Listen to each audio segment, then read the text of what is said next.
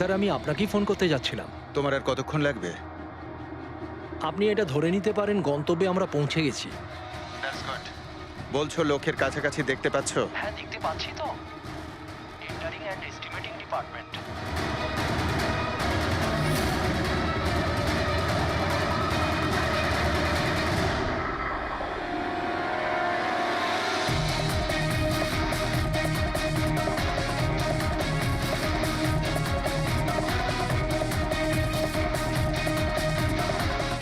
আর ওই লোকটার নাম খুব শিগগিরই আমি আপনাকে বলে দেবো। Hello Rohan, hello hello Rohan.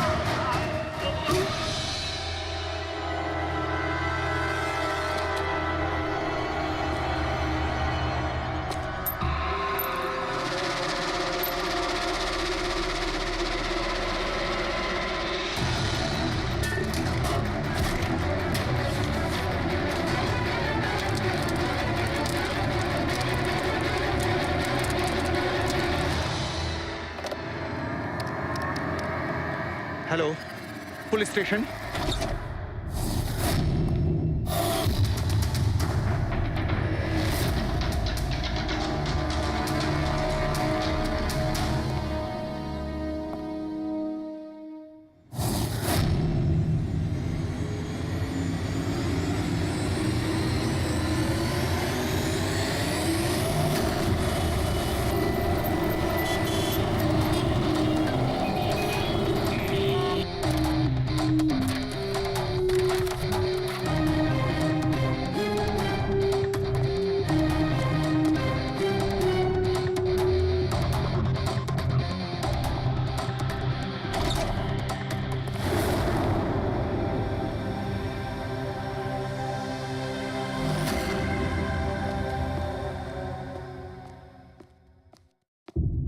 Good afternoon, Dr. Saluke. কি good afternoon. Please, sorry, don't mind. আসলে যখনই কোনো নিরপরাধ লোকের খুন দেখি না, তখনই গুড আফটারনুন, গুড মর্নিং এর উপর বিশ্বাসই চলে তাই তো যায়। ডক্টর। ডক্টর কোনো পোক্ত প্রমাণ পেলেন? আপাতত এই ল্যাপটপের চার্জারটা তার, এটা দিয়েই শ্বাসরোধ করা হয়েছে এর। আর এর মৃত্যুর সময় হচ্ছে সকাল 9টা থেকে 9:30টার মধ্যে। আর হ্যাঁ, লাশের পাশে এই মোবাইলটা পাওয়া গেছে। হয়তো এটা আমাদের কোনো সাহায্য করবে। আর ওই বাকি প্রমাণগুলো যার ব্যাপারে ইন্সপেক্টর সমীর বলছিলেন? স্যার, স্যার রোহনের ডায়েরি এই দেখুন, পুরোটাই পুড়ে গেছে, ছাই হয়ে গেছে। তবে এই ডায়েরিটার সঙ্গে অনেক ডকুমেন্টসও ছিল, সেগুলোও পুড়ে গেছে। বুঝতেই পারছি না যে ওই ডকুমেন্টস এমন কি ছিল।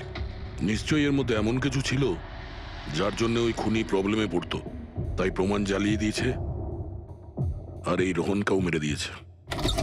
স্যার, হ্যাঁ, এই হার্ড ডিস্কটা আমি এখানেই পেয়েছিলাম, ক্রাইম সিনে। আমি এটা একজন কম্পিউটার এক্সপার্টকে দেখিয়েছি। পুরোপুরি নষ্ট হয়ে গেছে, ডেটা রিকভার করা সম্ভবই নয়। খুনি প্রত্যেকটা প্রমাণকে খারাপ করে দিয়েছে। কোনো ব্যাপার না, কোথাও না কোথাও কিছু না কিছু প্রমাণ নিশ্চয়ই পাবো। পুরবি, স্যার। এই রোহনের ব্যাকগ্রাউন্ড চেক করেছো? হ্যাঁ স্যার, পুরো নাম রোহন কুমার। এ পুনেতে থাকে, এখানে মুম্বাইতে চাকরি করছিল, একাই থাকতো। আর এখানেই এই বাড়ি থেকেই কাজ করছিল। কি কাজ কি করতো? গোয়েন্দা ছিল। বড় বড় কোম্পানিতে যে লাখ লাখ টাকা জালিয়াতি হয় সেগুলোর তদন্ত করতো। তাহলে তো অনেক শত্রুই আছে এই রোহনের। হ্যাঁ দয়া, আর ওই অনেকগুলো শত্রুর থেকে আসল খুনিটা কে সেটা হয়তো তোমাকে এইটা বলবে। কি এটা ডক্টর? এটা চুম্বক। চুম্বক? এর মধ্যে একজন দৌড়বীরের ছবিও আছে, কিন্তু এই চুম্বক রোহনের বডির মধ্যে কি করছিল? আমার মনে হচ্ছে হয়তো এটা খুনির হবে। ওর পকেটে ছিল, এদিক ওদিক করতে গিয়ে হয়তো এটা পড়ে গেছে। তাহলে তো এটা আঙুলের ছাপ থাকবে। না, একটাও নেই। একটাও নেই।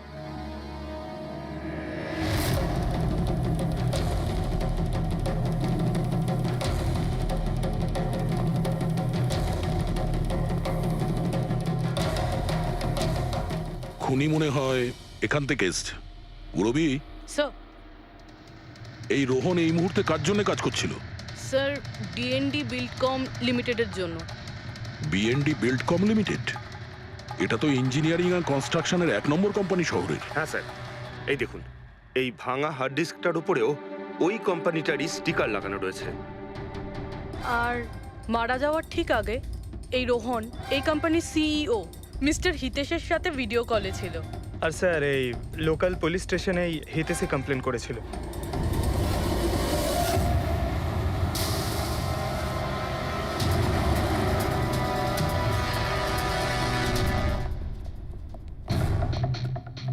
এটা কি এত বড় অফিসে শুধুমাত্র একজনই লোক ছিল নাকি? মনে হচ্ছে স্যার ইন্ডিয়ার ম্যাচ দেখার জন্য সবাই বাড়ি চলে গেছে। আচ্ছা, আজকে ইন্ডিয়ার ম্যাচ আছে?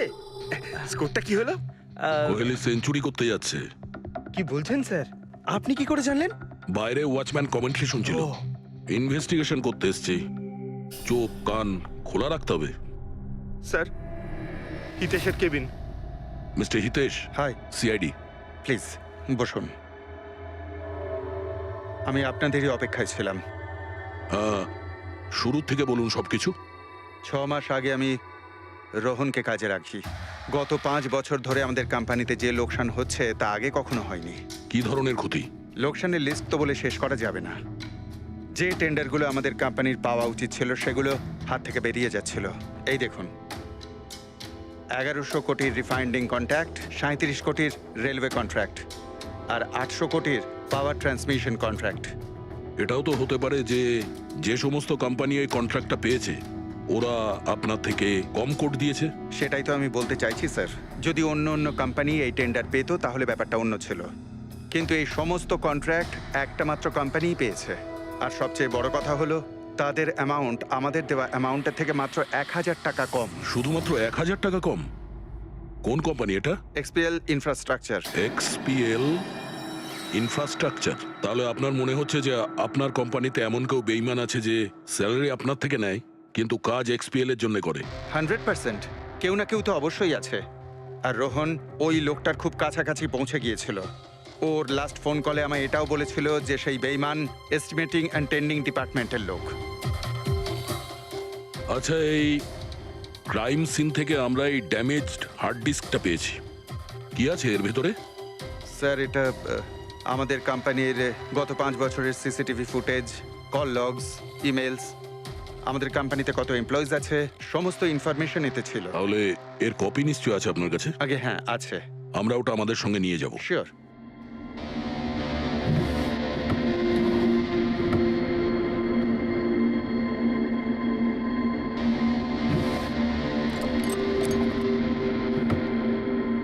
হয়তো হার্ড ডিস্কটা চুরি হয়ে গেছে। আমি এখানেই রেখেছিলাম হার্ড ডিস্কটা।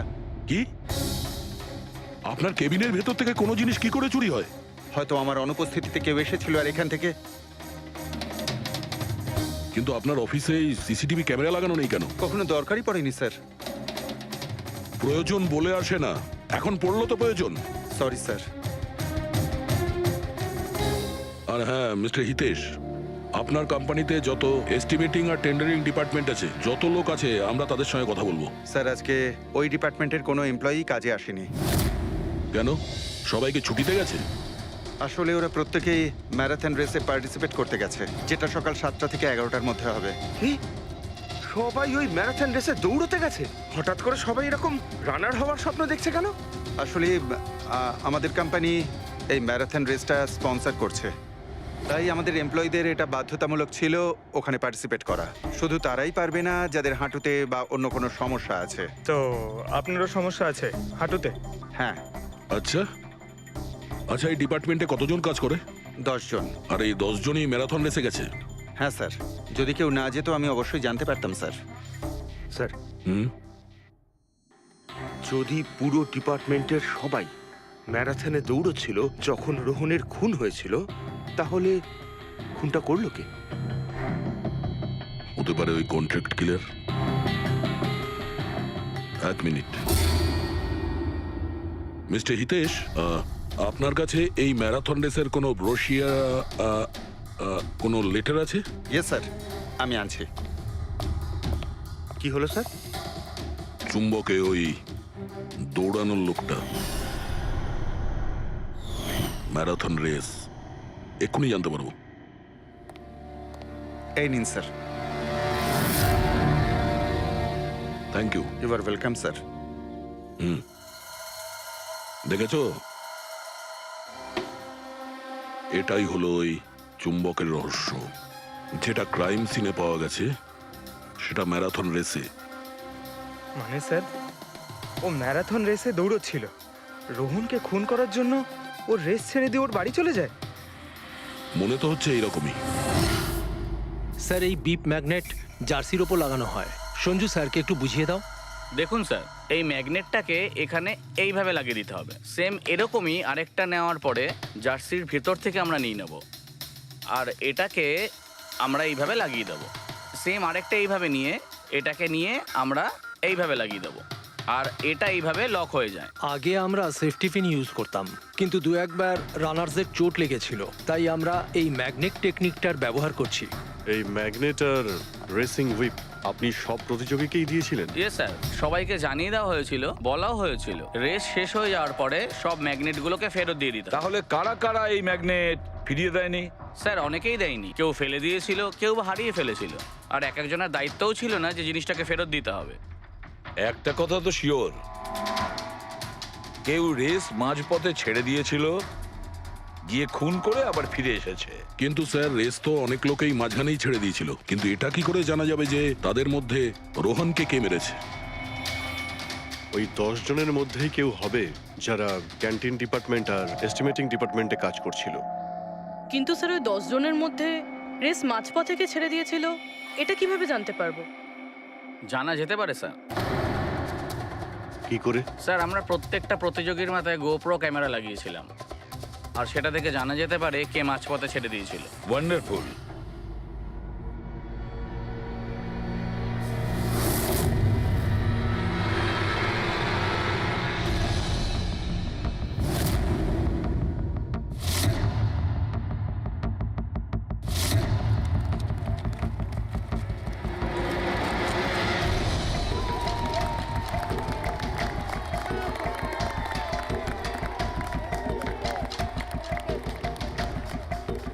নবীন, এই রিশটা তোকেই জিততে হবে।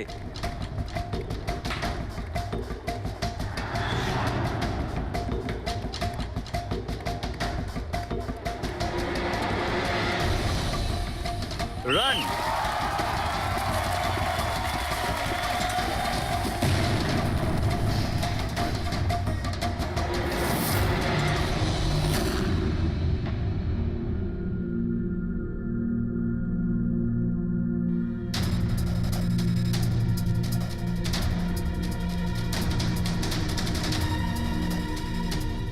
এই 4টে স্ক্রিন, এগুলো ব্ল্যাঙ্ক কেন? জানি না স্যার, আমরা তো সব ক্যামেরা চালু করে এদের দিয়েছিলাম। হয়তো ভুল করে এই 4 জন ক্যামেরা অফ করে ফেলেছিল। ভুল করে করেছে নাকি ইচ্ছে করে?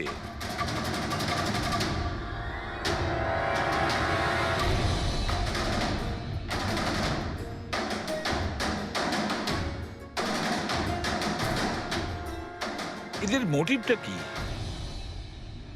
বুঝে উঠতে পারছি না। এরা কি করতে চাইছিল? কি কুনাল, একটা ক্যামেরা ভাঙা, একটা ক্যামেরায় মাটি লেগে আছে, এই 4টে ক্যামেরা ব্ল্যাঙ্ক, সেটা কেন?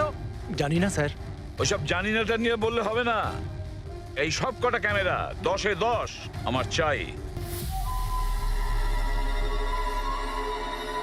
স্যার, এই 3টে ক্যামেরা একদম ঠিক ছিল স্যার। এমপ্লয় 1, এমপ্লয় 2 আর এমপ্লয় 3। তার মানে এই 3টে ক্যামেরায় কোনো টেকনিক্যাল প্রবলেম ছিল না। কেউ ইচ্ছে করে ক্যামেরাগুলো বন্ধ করেছিল বা ভুল করেও করে থাকতে পারে, কিন্তু বলা যায় না। কিন্তু স্যার, এই 4টে ক্যামেরারই ফুটেজ একদম ঠিকঠাক স্যার। এমপ্লয়ি 4, 5, 6, 7।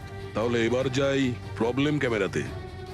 সবার আগে প্রবলেম ক্যামেরা ছিল এই নবীনের, যার লেন্স ক্র্যাক হয়ে গেছিল। হতে পারে দৌড়তে দৌড়তে পড়ে গেছিল।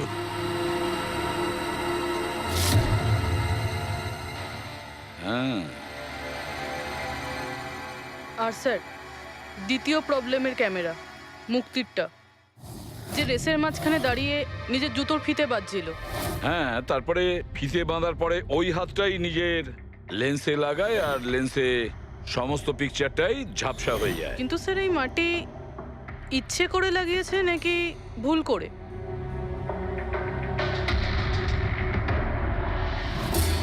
পারে? 10টা লোকের তো 10টা গোপ্রো ক্যামেরা থাকা উচিত, এখানে তো দেখছি 9টা। গৌরবের ক্যামেরাটা কি হলো, সেটা কোথায়? স্যার ওই ক্যামেরাটা হারিয়ে গেছে, গৌরব ওটা ফেরত দেয়নি। তাহলে স্যার এই গৌরবই খুনি, ওকে ধরে ফেলা উচিত। না পঙ্কজ, এইভাবে হয় না। হতে পারে গৌরব ক্যামেরাটা ফেরত দিতে ভুলে গেছে। আমাদের এটা ভাবতে হবে যে খুনি এই সময়টাই কেন বেছে নিল ম্যারাথন রেসের টাইমে খুন করার জন্য। ও তো চাইলে যে কোনো সময় খুন করতে পারতো, যে কোনো জায়গায় পারতো। হ্যাঁ, অ্যালিবাইয়ের জন্য স্যার, যাতে ধরা পড়লে খুনি বলতে পারে যে রোহনকে খুনের সময় ও তো ম্যারাথনে পার্টিসিপেট করেছিল। হ্যাঁ, সেই জন্য ও রেসেও পার্টিসিপেট করেছিল আর রেস কমপ্লিট করেছিল। তার মানে স্যার রেসকে মাঝখান থেকে ছেড়ে ও চলে গেছিল, তারপরে গিয়ে খুন করলো, আর খুন করার পরে এসে রেস আবার শেষ করলো। এক্স্যাক্টলি। কিন্তু স্যার এই ফুটেজ থেকে কিভাবে জানতে পারবো কে রেস ছেড়ে চলে গেছে, খুন করেছে, আবার রেস জয়েন করেছে? স্যার এই ব্যাপারটা আপনি টাইমিং চিপ থেকে জানতে পারবেন। টাইমিং চিপটা আবার কি? আজকাল ম্যারাথন রেসে বিজেতা কে জানার জন্য আরএফআইডির ব্যবহার করা হয়। আরএফআইডি মানে রেডিও ফ্রিকোয়েন্সি আইডেন্টিফিকেশন। আগে হ্যাঁ, ও, এই টেকনিক থেকে একটা জিনিস জানা যেতে পারে যে একজন রানারের প্রত্যেকটা ল্যাব কমপ্লিট করতে কত সময় লেগেছে। RFID, radio frequency identification. Sir এটাই হলো চিপ, আর এটা রেসের ম্যাট, আর এটাই RFID টেকনিকে চলে। দেখুন স্যার। ও, তার মানে রেস শুরু হতেই যখন কোনো রানার এটা ক্রস করে তখন এই টাইমিংটা ওই মুহূর্তে শুরু হয়ে যায়। একদম স্যার, অফিসের কার্ডের মতন স্যার। ঠিক আছে, এটা তো বুঝতে পারলাম, কিন্তু এটা কি জানতে পারা যাবে যে কেউ রেস মাঝপথে ছেড়ে দেয় আর পরে আবার এসে জয়েন করে? এরও উপায় আছে স্যার। স্যার এই ম্যারাথন রেস 31 কিলোমিটারের হয়। এতে 4টে ভাগ, প্রথমটা 5, দ্বিতীয়টা 10, তৃতীয় 15, চতুর্থ 20। চতুর্থ পর্যায় থেকে ফিনিশিং লাইনের দূরত্ব কম করে 1 কিলোমিটার স্যার। তার মানে সব মিলিয়ে 6টা প্যাড, স্টার্টিং লাইনের প্রথম প্যাড আর ফিনিশিং লাইনের 6 নম্বর প্যাড, মাঝখানে 4টে থাকছে, 4টে ধাপ, 4টে প্যাড। যখন কোনো প্রতিযোগীর পা ওই প্যাডের মধ্যে পড়ে তখন আমরা বুঝতে পারি ওই রানার কত টাইমটা নিয়েছে।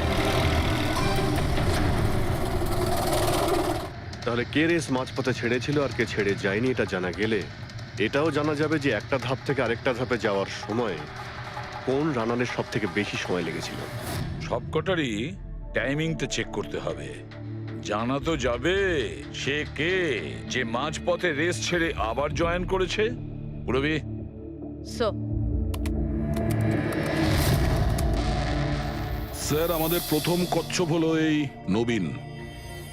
এ রেসের প্রত্যেকটা ল্যাপ 25 মিনিটে কমপ্লিট করেছে, কিন্তু শেষ ল্যাপের পরে ফিনিশিং লাইন পর্যন্ত পৌঁছানোর জন্য মানে 1 কিলোমিটার ক্রস করার জন্য ওর 50 মিনিট সময় লেগেছে। নবীন,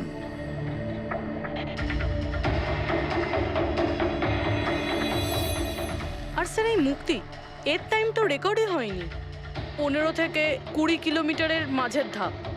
তাহলে এই হলো দ্বিতীয় সাসপেক্ট।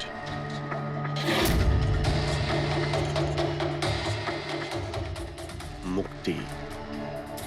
আর এবার এই গৌরব, এ তো 15 কিলোমিটারের ধাপই বের হতে পারেনি। তাহলে এই হলো আমাদের তৃতীয় সাসপেক্ট। স্যার বাকি সবার টাইমিং তো মোটামুটি ঠিকঠাকই আছে। তার মানে এই খুন এই 3 জনের মধ্যেই কেউ করেছে, মুক্তি, নবীন আর গৌরবের মধ্যে। যদি নবীন খুন করে থাকে তাহলে সে রেস ছেড়েছে 20 কিলোমিটার আর ফিনিশিং লাইনের মাঝপথে। পঙ্কজ, বাইক নিয়ে যাও, এবার স্পিডে যাবে ওই রুটেই। আর খেয়াল করো যেখানে ওই 3 জন যেখানে রেস ছেড়েছে সেখান থেকে রোহনের বাড়ি কতটা দূরে আর কত সময় লাগতে পারে।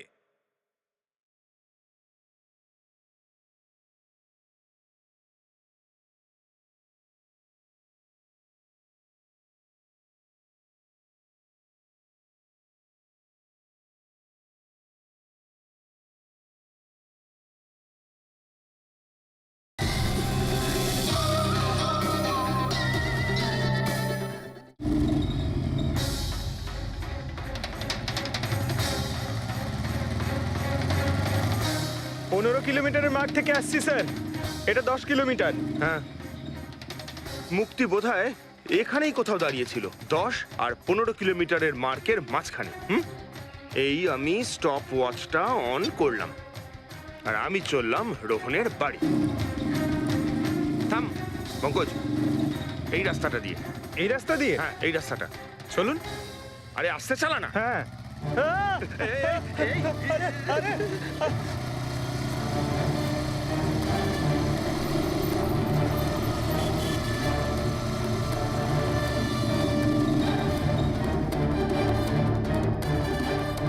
এই দেখুন রোহনের বাড়ি।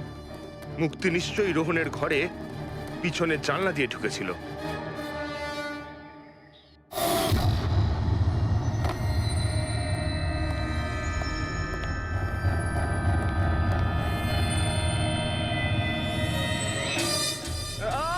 আরে অ্যাক্টিং করতে বলেছিলাম। থাম। মুক্তি রোহনকে খুন করার পর হয়তো সমস্ত তথ্য প্রমাণ পুড়িয়ে আবার দৌড়ে ফিরে গিয়েছিল ম্যারাথন শেষ করতে। চল আমরা আবার যাব সেই ম্যারাথনের ওখানে, 20 কিলোমিটারের মার্কটার কাছে।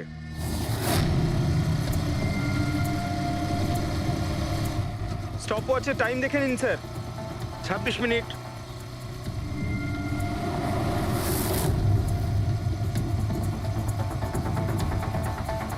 বাহ, আরে ব্যাস ব্যাস ব্যাস। এবার মুক্তি পৌঁছলো 20 কিলোমিটারের মার্কে পাক্কা 30 মিনিট পরে। আর তারপর এখান থেকেই হয়তো ও রেসটা শেষ করেছিল।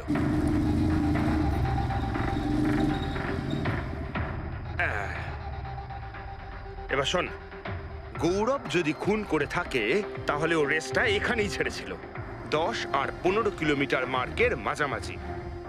এই আমি স্টপ ওয়াচ অন করলাম। এবার যাব আমরা রোহনের বাড়ি। চলো। চল।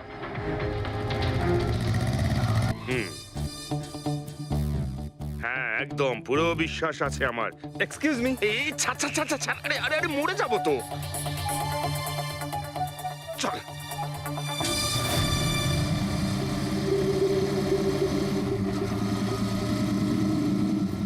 ব্যাস। একটু দাঁড়ান, আমি বুঝতে পেরেছি। আমি বলছি, এই গৌরব রোহনের বাড়ি থেকে 15 থেকে 20 কিলোমিটার দূরে রেসে আবার জয়েন করেছিল, তাই না? শাবাশ। হ্যাঁ। আমার সাথে থেকে থেকে তোরও তো বুদ্ধি খুলে গেছে। আর এই সব কিছু করতে গৌরবের টাইম লেগেছিল পুরো 27 মিনিট। এবার দেখা যাক নবীনের কত লেগেছিল। এবার যদি নবীন খুন করে থাকে তাহলে ও নিশ্চয়ই এখান থেকে গেছিল, যেখানে ও পড়ে গেছিল। এই আমি স্টপ ওয়াচ অন করলাম। এবার যাওয়া যাক রোহনের বাড়ি। চল। চলুন স্যার। ওকে পঙ্কজ, 3 জন রোহনের সাথে এরকমই কিছু করেছিল। ব্যাস। রোহনকে খুন করে নবীন এইখানে এসে পৌঁছেছিল ফিনিশিং লাইনের সামনে, যেখানে ও ক্যামেরাটা দ্বিতীয়বারের জন্য সরিয়েছিল। আর এই সব কিছু করতে ওর লেগেছিল হয়তো 48 মিনিট। স্যার, জানতে পেরেছি 3 জনের কত সময় লেগেছিল। আচ্ছা, তাহলে বলো মুক্তির কত সময় লেগেছিল? মুক্তির লেগেছিল 30 মিনিট। আর টাইমিং চিপ অনুযায়ী 39 মিনিট লেট ছিল। আর গৌরব? গৌরবের 27 মিনিট। আরও ম্যারাথন রেস থেকে নিখোঁজ ছিল 24 মিনিটের জন্য। নবীনের লেগেছিল 48 মিনিট রোহনের বাড়ি গিয়ে ওকে খুন করে ফিরে আসতে। আর টাইমিং চিপ অনুযায়ী এই নবীন 50 মিনিট লেট ছিল। হ্যাঁ, আমাদের খুনি এই 3 জনের মধ্যেই কেউ হবে, নবীন, গৌরব আর মুক্তির মধ্যে। মিস্টার নবীন, একটা কথা বলুন। এই রেসে আপনি প্রত্যেকটা ল্যাপ 25 মিনিটে কমপ্লিট করেছেন, কিন্তু ফিনিশিং লাইনের আগে ওই 1 কিলোমিটার যেতে আপনার 50 মিনিট সময় লেগেছিল। কেন? স্যার, ওই 20 কিলোমিটার পুরো করার পর আমি নিচে পড়ে গেছিলাম। আর স্যার, ওই আমার পায়ে চোট লেগেছিল আর ক্যামেরাটাও ভেঙে যায়। স্যার, লাস্টের 1 কিলোমিটার আমি কতটা কষ্টে পুরো করেছি স্যার আমিই জানি সেটা। এই আঘাতটা কোথায় লেগেছে আপনার? স্যার, এইখানে দেখুন স্যার। পট্টিটা খোলো। হ্যাঁ এইটা।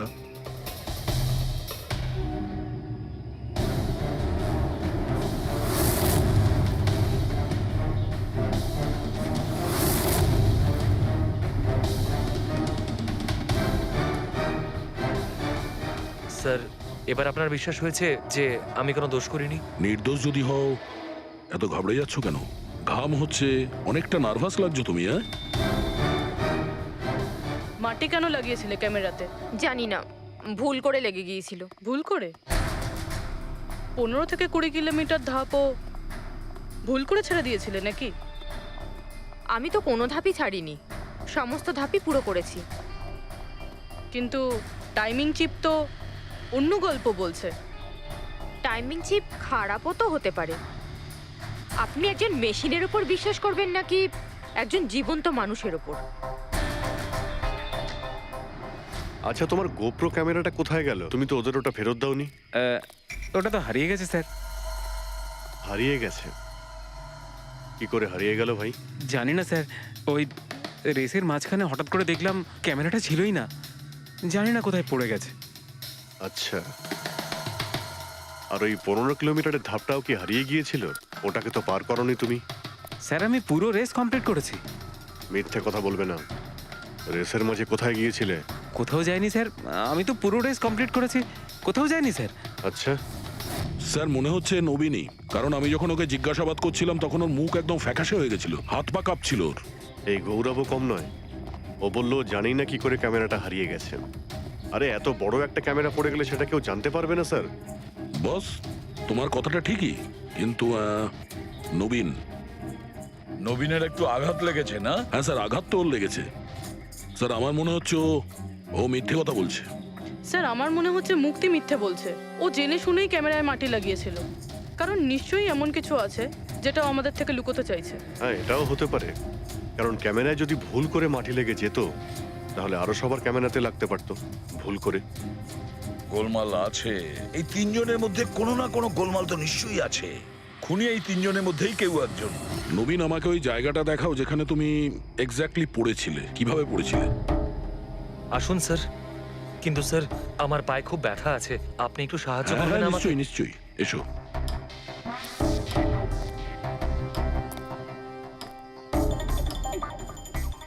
স্যার আমি এখনো বলছি আপনাকে, আপনি নিজের টাইম ওয়েস্ট করছেন। এমনটা যেন না হয় যে আসল খুনিই পালিয়ে যায়। সিআইডির হাত থেকে আজ পর্যন্ত কোনো খুনি না বেরিয়েছে না বেরোতে পারবে। নিশ্চিন্ত থাকো। হ্যাঁ স্যার ওই যে এখানে আটকেই আমি পড়ে যাই। এখানে? হ্যাঁ স্যার। স্যার পড়ে যেতেই আমার ক্যামেরাটাও ভেঙে যায়। আচ্ছা। তারপর আমি ক্যামেরাটা আবার লাগালাম, তারপর রেস স্টার্ট করলাম। প্রচুর ব্যথা নিয়ে তুমি এই রেসটা ফিনিশ করেছো। হ্যাঁ স্যার, এখনো খুব ব্যথা। তুমি পড়েছিলে এইখানে, এই জায়গাটায়? হ্যাঁ স্যার, খুব ক্লান্ত হয়ে গেছিলাম তো, তাই খেয়াল করিনি আর পা আটকে নিচে পড়ে যাই। আচ্ছা, রেস ফিনিশ করার আগে তুমি দ্বিতীয়বার ওই ক্যামেরাটাকে সরিয়ে দিয়েছিলে কেন? আচ্ছা, ওটা তো স্যার খুব গরম লাগছিল তো, তাই মুখটা ধোয়ার জন্য আমি ক্যামেরাটা খুলে ফেলেছিলাম। কিন্তু কিছুক্ষণ পরেই আমি আবার ক্যামেরাটা লাগিয়ে নিই। রেস তো আমি তারপরেই কমপ্লিট করেছিলাম। হ্যাঁ ঠিক আছে, চলো। স্যার কিছু তো বলুন, আমরা যাচ্ছি কোথায় আসলে? তোমার হারিয়ে যাওয়া ক্যামেরা খুঁজতে। স্যার কিন্তু এত বড় জায়গাতে আমরা খুঁজবো কি করে ওই ক্যামেরাটা? প্রত্যেক ক্যামেরাতে একটা চিপ লাগানো আছে, আর এই ম্যাপ বলছে তোমার ক্যামেরা এইদিকেই আছে। চলে এসো। ম্যাম, আমি সত্যি কথাই বলছি। সত্যি তো এটাই, তুমি 10-15 কিলোমিটারের মাঝে রেস ছেড়ে দিয়েছিলে, আর তারপরে রোহনকে মেরে দিয়ে এখানে চলে এলে, এই 20 কিলোমিটারের মার্কে চলে এলে। কারণ তুমি তো জানতে এখান থেকে তোমাকে কোনো খেলোয়াড় দেখতে পাবে না। সব খেলোয়াড়রা তো তখন পিছনে। সব মিথ্যে। আপনি আমার কথা বিশ্বাস কেন করছেন না?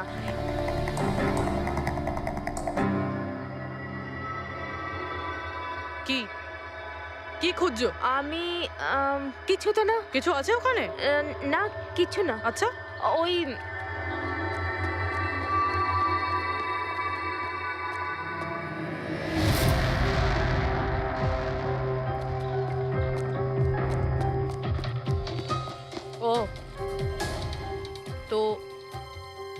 সাইকেলে করে গিয়েছিলে রোহনকে খুন করতে। আমি সত্যিই জানি না যে এই সাইকেলটা কার। তাই এক্ষুনি সব জানা যাবে যখন তোমার আঙুলের ছাপ এই সাইকেলে পাওয়া যাবে। হ্যাঁ ম্যাম প্লিজ। হ্যাঁ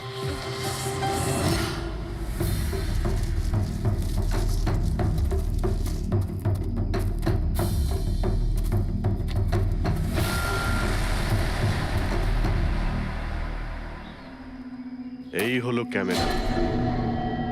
এটাকে পুরো ভেঙে ফেলেছো? হ্যাঁ, আমি ভাঙিনি স্যার।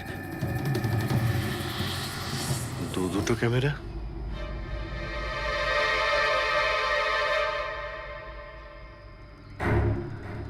এই ক্যামেরাটা আবার কার? স্যার স্যার সরি, আমি আপনাকে মিথ্যে বলেছি স্যার, কিন্তু আমি আপনাকে সব সত্যি কথা বলে দিচ্ছি স্যার। বলো, তাহলে সত্যি বলার মুড হয়েছে তোমার? বলো। আসলে আমি এই জঙ্গলে না ড্রাগস নিতে এসেছিলাম, ওই গায়ের জোর বানানোর ড্রাগস, যাতে আমার গায়ে শক্তি আসে আর আমি জোরে দৌড়ে এই রেসটা জিতে যেতে পারি। সেই জন্যই আমি ক্যামেরাটা ভেঙে দিয়েছিলাম। খুব ভালো মজা করো তুমি। জোরে দৌড়ানো ড্রাগ নিয়েছিলে ম্যারাথনে, যেখানে অনেকক্ষণ দৌড়তে হয় আস্তে আস্তে, সেখানে জোরে দৌড়ানো ড্রাগের দরকার ছিল। মজা করছো? হ্যাঁ, এটা কার ক্যামেরা? আমি জানি না স্যার। কোনো ব্যাপার না, সব জানতে পেরে যাব। আমি অপরাধ করেছি, কিন্তু ওটা নয় যেটা আপনি ভাবছেন। আমি রোহনকে মারিনি। আমার দোষ শুধু এটুকুই যে আমি রেসটা জেতার জন্য একটু চালাকি করেছিলাম। বুঝলাম না, কি করেছো তুমি? আমি জানতাম না যে টাইমিং চিপ প্রত্যেক ধাপে রানারের টাইম নোট করবে। আমি ভেবেছিলাম শুধু রেসের প্রথমে আর শেষে টাইম ক্যালকুলেট হবে, আর তাই 10 কিলোমিটার পর্যন্ত এসে ক্যামেরায় মাটি লাগিয়ে দিয়েছিলাম আর ওখান থেকে সাইকেল নিয়েছিলাম।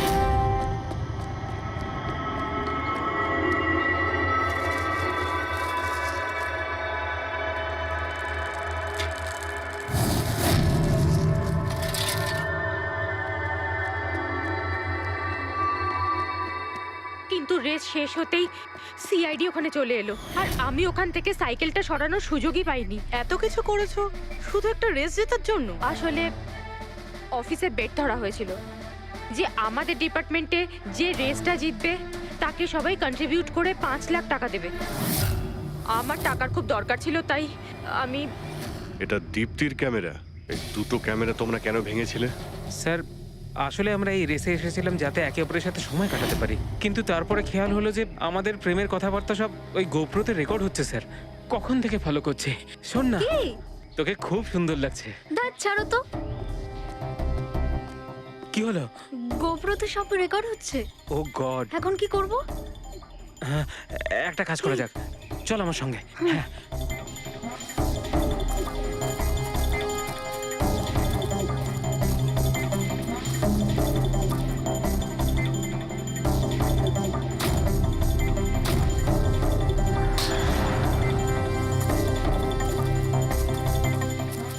আরে তোমরা তো অদ্ভুত কাজ করেছো।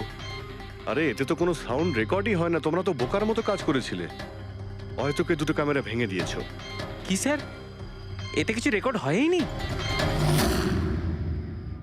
স্যার নবীন তো আমাকে ওই জায়গাটা দেখিয়েছে যেখানে ও পড়েছিল, কিন্তু কেন জানি না আমার মনে হচ্ছে যে ও মিথ্যে কথাই বলছে। আরে মুক্তি, স্যার মুক্তি বলেছে যে ও সাইকেলের ব্যবহার করেছে রেস জেতার জন্য। স্যার হতে পারে ও মিথ্যে কথা বলছে আর রোহনকে খুন ওই করেছে। আর গৌরব আর দীপ্তি, ওদের লাভ স্টোরির কি হলো? কতটা সত্যি? হ্যাঁ, ওরা সত্যি কথাই বলছে। ফোন রেকর্ডে দেখাচ্ছে দীপ্তি আর গৌরব প্রতিদিন 3-4 ঘন্টা করে নিজেদের মধ্যে কথা বলতো স্যার। একটা কাজ করি আমরা, আবার ম্যারাথন রেসের ফিনিশিং ভিডিওটা দেখি।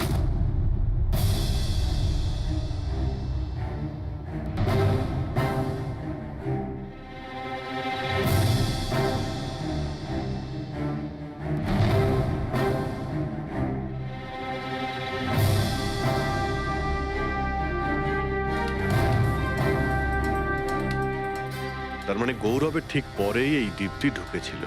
দুজনে একসঙ্গেই ছিল। মনে হচ্ছে স্যার দুজনেই এই কাণ্ড করেছে। এক মিনিট অভিজিৎ, দয়া, এই ফুটেজটা দেখো। এই যে এই হলো সেই খুনি।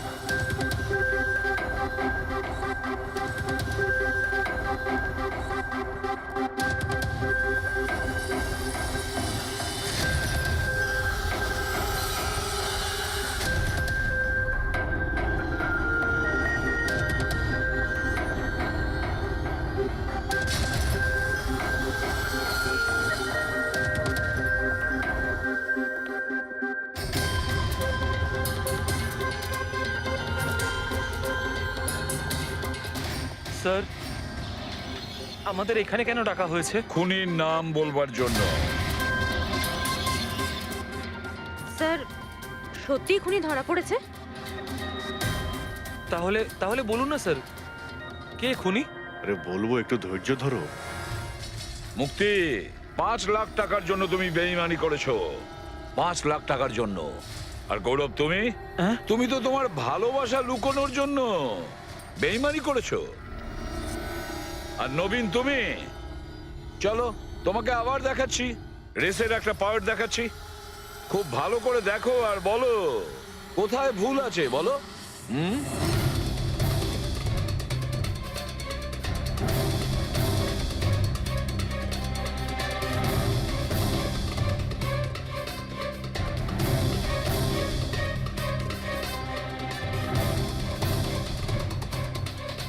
কিছুই তো নেই স্যার, সবই তো ঠিকই আছে। কোনো প্রবলেম নেই। তোমার মনে আছে তুমি বলেছিলে যে ক্যামেরাটা দ্বিতীয়বার যখন তুমি সরিয়েছিলে তারপরে তুমি মাথায় জল ঢেলেছিলে? ওটা তো স্যার খুব গরম লাগছিল, তো তাই মুখটা ধোয়ার জন্য আমি ক্যামেরাটা খুলে ফেলেছিলাম। মিথ্যে বলেছিলে তুমি, নিজের মাথায় জল ঢেলেছিলে। অথচ যখন ফিনিশিং লাইনে পৌঁছলে তখন তো তোমার ভেজা অবস্থায় থাকার কথা ছিল। কিন্তু এই ফুটেজে আমরা কি দেখতে পাচ্ছি?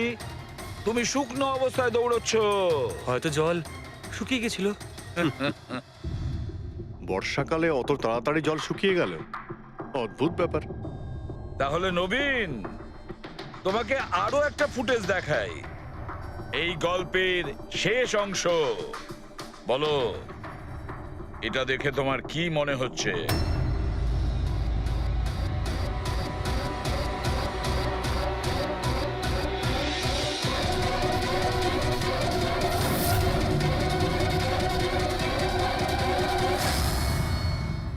কি নবীন, এই ফুটেজে তোমার মুখটা কেমন চেঞ্জ লাগছে না?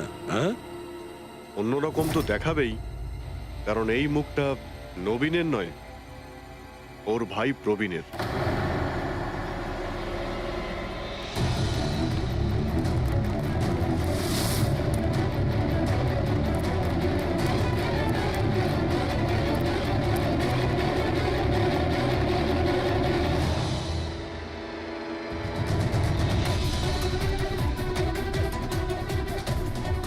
খুব বড় প্ল্যান বানিয়েছিলে তুমি, দারুণ মাথা খাটিয়েছিলে তুমি। প্রথমে 3টে এমপ্লয়ির ক্যামেরা বন্ধ করে দিয়েছিলে,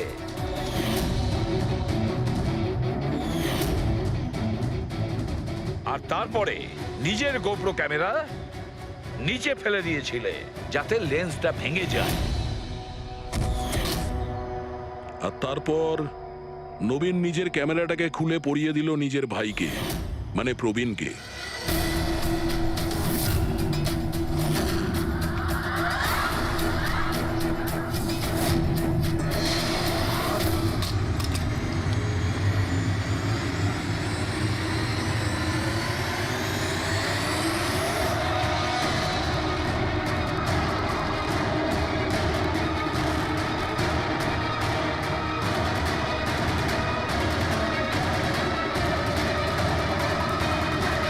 এই ক্যামেরা বদল করার সময় খুব একটা সময় ছিল না, তাই হতে পারে ওই টি শার্টে যখন কাগজটা লাগাচ্ছিল তখন সমস্ত ম্যাগনেটগুলো লাগায়নি, কিছু ম্যাগনেট নবীন নিজের পকেটে ভরে নিয়ে গেছিল।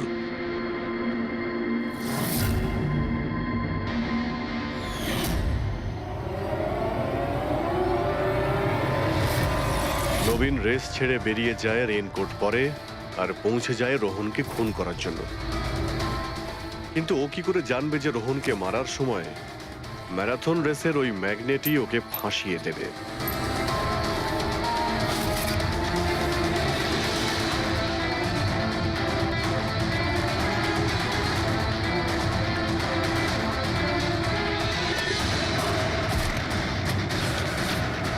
তারপর তুমি পুরো প্রমাণ নষ্ট করলে আর আবার এসে রেসে জয়েন করলে। ইচ্ছে করে নিজের পায়ে তুমি চোট লাগালে যাতে আমরা বিশ্বাস করি যে আঘাতটা সত্যি। আর তারপরে তুমি রেসটা ফিনিশ করো। তাহলে বলো। হ্যাঁ স্যার, আমি খুন করেছি রোহনকে। একদম একদম পারফেক্ট প্ল্যান ছিল, কিন্তু আমি কি করে জানবো যে আপনারা আমার থেকেও অনেক বুদ্ধিমান? প্রত্যেক অপরাধী এই ভুলটাই করে, কারণ তার মনে হয় যে সে আইনের চোখে ফাঁকি দিয়ে দেবে। এবারে বলো, ওকে কেন খুন করলে? তাড়াতাড়ি বলো। বিএনডি বিল্ডকনে হওয়া প্রত্যেকটা গন্ডগোলের পেছনে আমিই ছিলাম। আমার জন্যই প্রত্যেকটা টেন্ডার কোম্পানির হাতছাড়া হলো। আর আমি যদি রোহনকে না মারতাম তাহলে ও আমার সমস্ত রহস্য খুলে দিত। তাই আমি... লজ্জা লাগার কথা তোমার। যে থালায় খেয়েছো ওই থালায় ফুটো করেছো।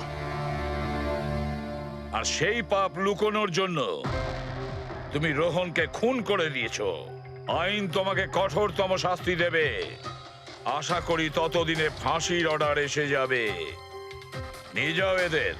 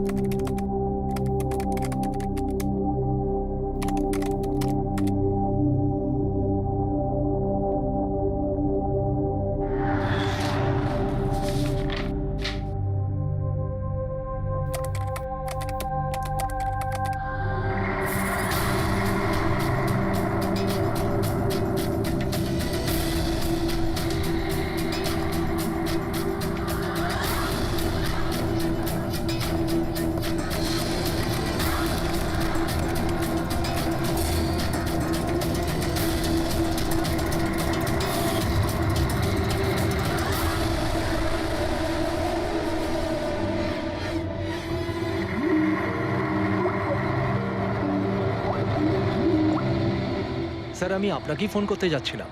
তোমার আর কতক্ষণ লাগবে? আপনি এটা ধরে নিতে পারেন গন্তব্যে আমরা পৌঁছে গেছি। বলছো লোকের কাছাকাছি দেখতে পাচ্ছো? হ্যাঁ, দেখতে পাচ্ছি তো।